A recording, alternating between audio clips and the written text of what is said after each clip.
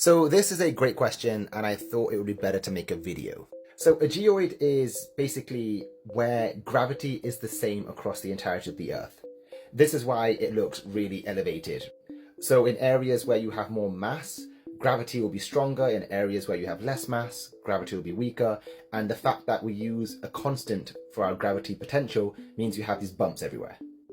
And obviously, the more mass, the stronger the gravitational pull. Now, that works fine, and I guess at a macro level, gravity is holding everything to the surface of this planet.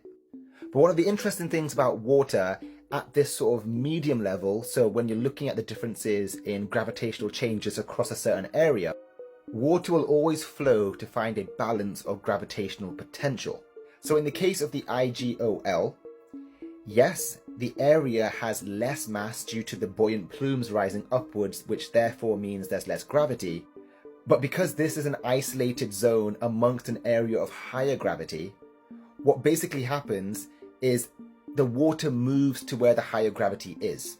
So even though there is less gravity, you would assume the water should rise upwards. Water doesn't flow that way.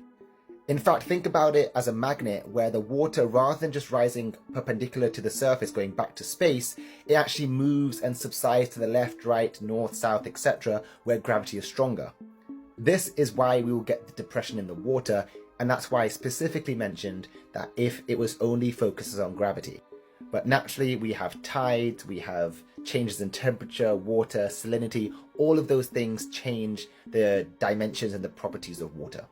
I hope that helps.